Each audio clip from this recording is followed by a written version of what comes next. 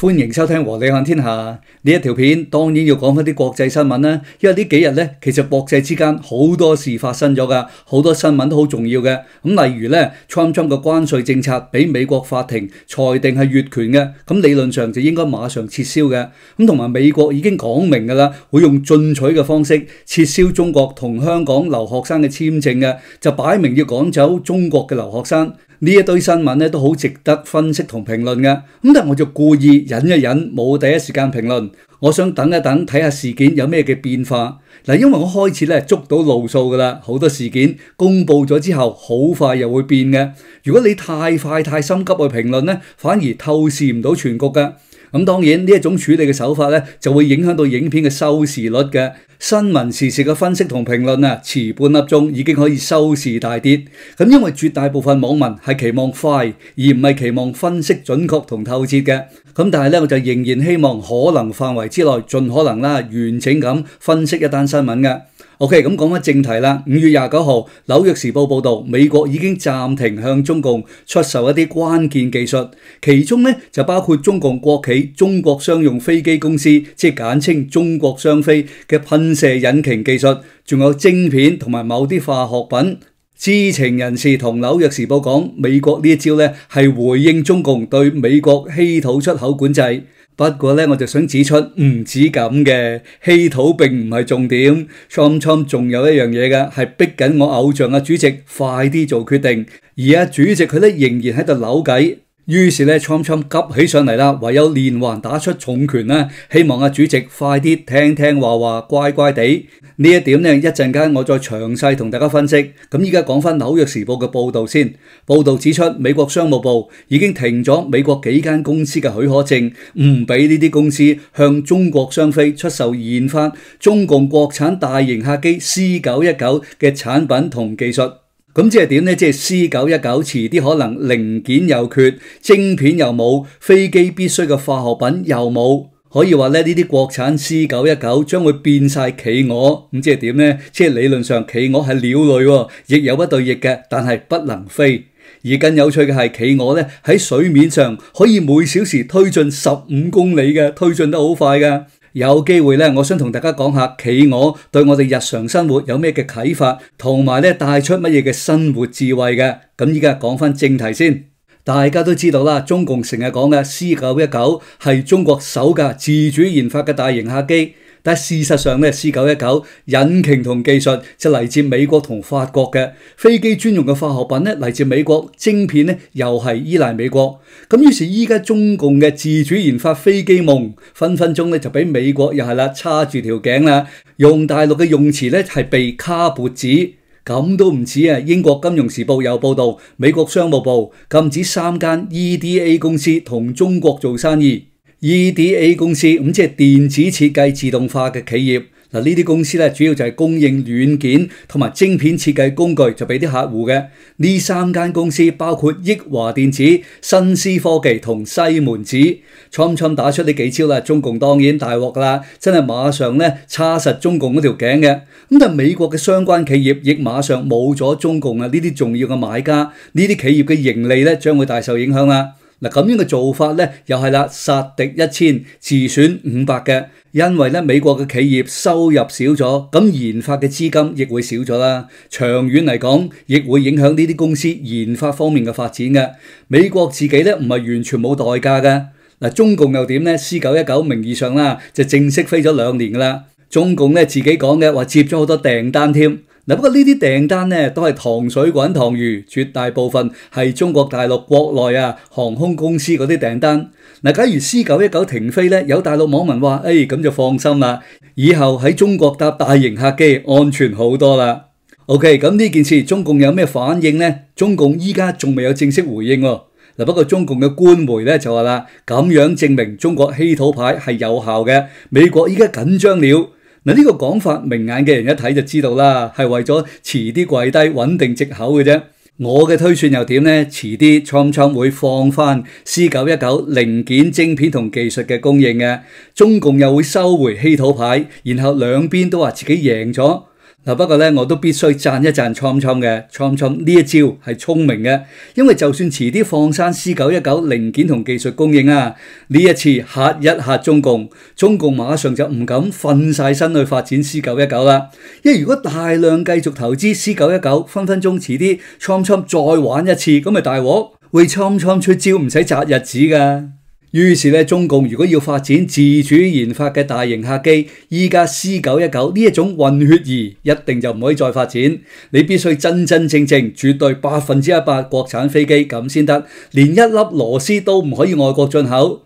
咁於是問題又嚟咯，第一，中共錢從何來呢？發展啲嘢唔使錢啊。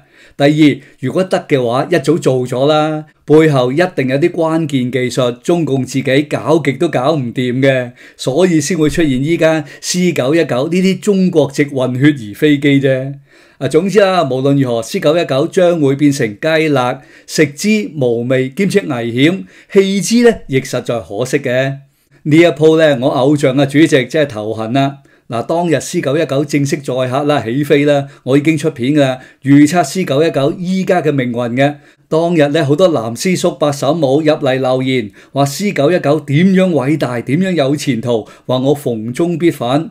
依家就俾我講中咗 C919 果然成為中美相爭其中一個人質啊！OK， 咁同一時間 Trump 又打出趕絕中國留學生呢張牌啦。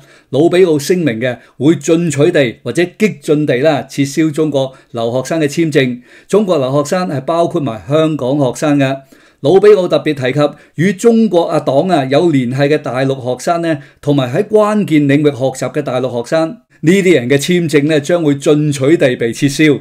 各位，呢個定義即係幾乎所有中國學生呢都包含噶啦。大家諗下，中共有9000幾萬黨員嘅，去得美國讀書嘅學生，唔通係山區農民嗰啲子弟咩？一定就唔會啦。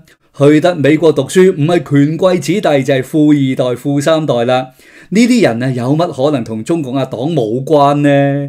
你去查下，分分鐘俾可伯用刀襲擊嘅何太咧，都係黨員啊，或者何太曾經係共青團成員啊，都有可能啊。咁所以根據魯比奧呢個標準，幾乎所有中國學生全部冇得留低。我相信最後可以留低嗰啲中國學生呢，可能係讀心理學人類學或者讀環保嗰啲學生啦。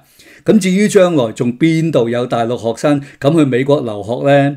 分分鐘俾人趕走嘅，乜嘢人會去呢？只有一類人嘅啫，淨係得一類人，就係中共派去做間諜嗰啲咯。只有聽黨嘅指示嗰啲人員先至會不顧一切，堅決去美國修讀關鍵領域嘅學科嘅啫。否則正常人為咗知識啦，或者為咗自己個人前途一定會去啲冇咁易出現突發變化嘅國家進修啦。我就講過 N 次嘅，叫大陸學生千祈咪去外國留學。根本依家習近平新時代中國特色社會主義之下去外國留學係死路一條嘅。呢啲學生翻到大陸俾人當間諜，就算你對國家有功勞啦，真係喺外國學到嘅最新科技、最新嘅知識，或者唔學到啦，偷到都得嘅，係貢獻國家嘅，中共都會當你可能係雙重間諜嘅，一樣處處防範你嘅。大家諗下，連格力電器呢啲企業都講到明唔聘用海歸派嘅，咁由此可見大陸學生去外國讀書嘥氣啦。根本中共同西方國家進入冷戰係大勢所趨嘅。依家先嚟嘅係學術脫鈎，好快科技上又脫鈎，留低就係互相依賴產品嘅供應鏈。供應鏈呢個部分必須好長時間先可以脫鈎嘅。咁所以早排啲倉粉好嗨咁講，美國唔需要依賴中國產品嘅，美國嘅兒童玩少啲玩具冇問題，美國年青人買少條牛仔褲唔使死嘅，冇晒中國產品，美國唔會通脹嘅。結果點呢？話口未完，現實就刮咗佢哋一巴。中美關稅戰兩邊一齊縮沙，然後兩邊都話自己贏咗。咁依家美國同中共學術脫鈎，我舉腳贊成嘅。學術脫鈎比供應鏈脫鈎呢個可行性大好多。我都係嗰句嘅，Trump加油，唔好縮沙啊！縮沙就正乜乜，大家知道乜乜係代表乜啦。不過以我分析C919嘅零件同技術，仲有中國學生留學嘅簽證Trump呢兩招嘅重拳仍然好有可能突然會逆轉嘅。幾時逆轉？點解逆轉？全部在於以下呢一個因素。呢個因素係咩因素呢？繼續講呢個議題前，請大家記得支持和你看天下，請你訂閱、點讚、留言、分享，記得撳埋訂閱旁邊嘅鐘仔。另外呢，如果有廣告嘅話，請大家支持我哋啊！好啦，言歸正傳，Trump 依家出招啦，係要逼主席快快手手賣出 TikTok。如果搞唔掂呢單嘢，Trump唔知點同美國人交代嘅，特別唔知點同年青人交功課。有人就話 Trump 好介意美國股市嘅上落嘅，我覺得唔係，股市可升可跌，股市起跌有人快樂有人愁，冇股票在手嘅人啊，冇咁容易感受到股市對佢哋嘅影響嘅。通脹呢 Trump 有啲驚嘅，因為洋人鬼佬或者鬼婆啦，真係咧會因為物價貴、通脹升而懟冧執政黨嘅。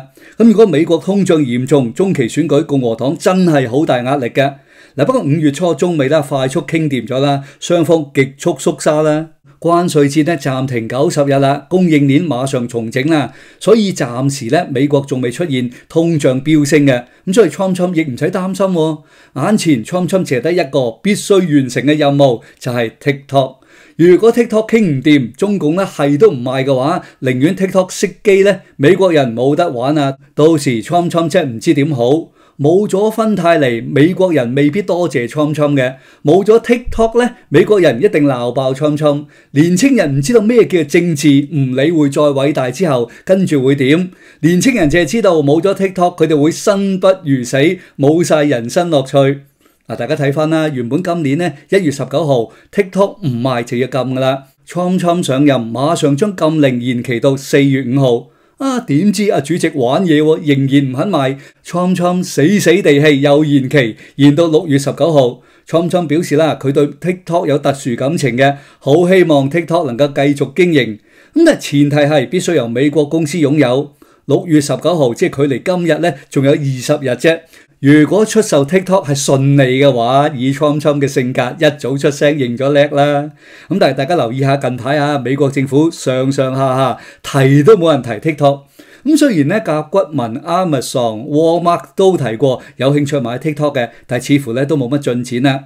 OK， 咁如果6月19號仲未搞得掂，咁點呢？我相信再延期咯。但係如果真係咁呢，咁即係中共呢張 TikTok 牌食硬Trump啦。如果傾掂呢，咁又唔同啦，咁就代表 Trump 成功爭取啦，可以出嚟認叻啦，大聲話中共又投降啦。而事實上，中共亦真係投降啊。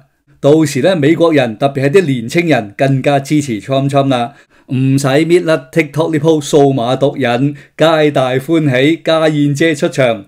如果傾唔掂，再延期啦。Trump 表面上好似冇嘢咁，冇實質影響嘅，但係佢嘅面子就真係冇晒啦。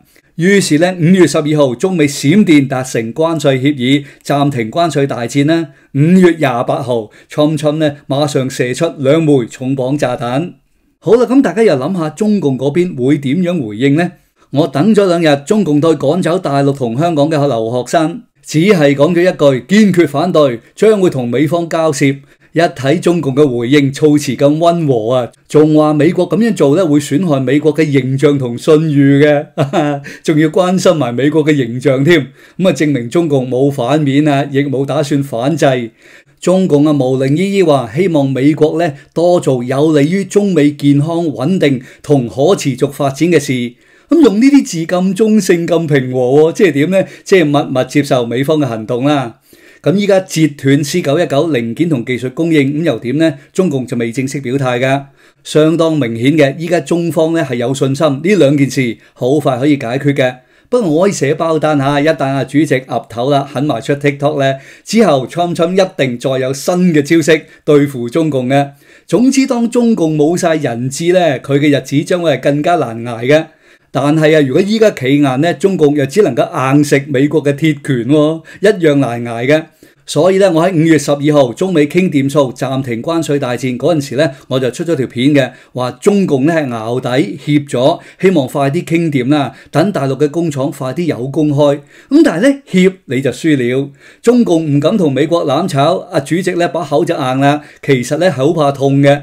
中共一退失咗主動，以後只有不斷咁退落去，依家咪咁嘅情況咯。可以咁講嘅，中共夠膽依家馬上提出 TikTok 決定唔賣啦，6月19號主動熄機，美國人玩自己啦，唔好玩 TikTok 啦。於是咧，Trump 必然再出重拳啦，再打幾張牌，到時中共先再同美國談判，一次過傾掂晒所有嘢，咁樣咧就唔使反反复复不斷俾Trump玩弄啦。不過我之前出片講嘅，主席邊有呢個吉士啊？OK， 咁我哋又將鏡頭一轉啦，轉去睇一睇中共依家嘅情況啦。啱啱比亞迪喺山東最大嘅經銷商突然爆雷喎，一間叫乾城集團嘅公司因為資金鏈斷裂導致旗下20間分店突然停業，最少1000名消費者冇咗比亞迪嘅售後服務。咁呢間乾城集團咧曾經一年做30億人民幣生意嘅。呢個集團擁有1200名員工，呢間公司咧就抱怨話比亞迪調整咗政策，令佢哋嘅資金出現巨大壓力。比亞迪就反駁話乾城集團咧自己盲目擴張啊！呢單嘢咧被形容為恒大事件嘅汽車版，比亞迪股價連續3日下跌，跌咗 10%。點解會咁嘅呢？因為比亞迪賬面賺大錢，其實咧係逼嗰啲分銷商不停入貨。分銷商有個指定嘅 quota 嘅，一定要分銷商完成任務。呢啲分銷商咧賣唔出咁多車，冇辦法，唯有點呢？唯有按比亞迪嘅要求啦，入多啲貨啊！因為咧，反正比亞迪唔係即時收錢嘅，可以有好長數期嘅。於是咧，比亞迪嘅賬面佢嘅車就好好賣啦。賬面上有好多應收未收嘅錢，賬面係賺大錢嘅。嗰啲分銷商又點呢？亦冇壞只不過多咗庫存啫，唔使真金白銀攞錢出嚟嘅。OK， 咁依家中國經濟唔好啦，啲車賣唔出，比亞迪現金流開始咧出現乾水啦，咁自然向啲分銷商就追數啦。咁就大鑊啦，咁就爆煲啦。咁依家好多人預計比亞迪其他嘅分銷商咧，將會都差唔多係咁噶啦。咁於是比亞迪必然咧出現天文數字嘅壞賬，佢嗰盤數真正係點樣咧？到時就無可呃啦。依家咧大陸叫呢個做比亞迪黑洞，唔止比亞迪可能爆煲其他2、3線嗰啲電動車企業咧一樣係咁噶，爆起上嚟咧將會係連環爆發嘅。所以我3日前出片講啦，比亞迪實行0公里二手車，總之就用盡辦法監平監賤，務求出貨，希望啲分銷商唔使死啦，希望呢個雞棚咧唔好咁快冧。而同一時間咧，壞消息又傳出，中國電動車喺德國越嚟越少人買。德國嘅焦點週刊咧，啱啱有篇文章報道，中國電動車質素越嚟越受到質疑啊！咁中國喺歐洲設廠生產嘅電動車情況又點呢？依家意大利同匈牙利嘅中國車廠都被批評，話並冇中國宣傳得咁現代化嘅。電動車咧係主席最引以為傲、最錫嗰個仔，咁依家主席呢個仔咧似乎就周身病啦。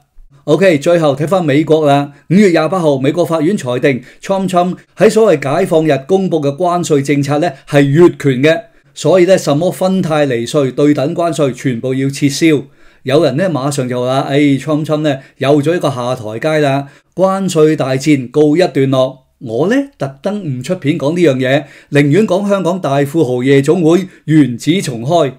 尋日美國上訴法院又裁定，由於 Trump 政府提出上訴所以關稅政策可以暫時維持嘅，繼續維持可以咁講，早前法院嘅裁決咧係一次冇意義嘅裁決，因為 Trump 只要一上訴呢單 case 咧可以一拖再拖，拖到 Trump 完晒呢一個任期都仲得咁所以第一次法庭嘅裁決實質意義係零。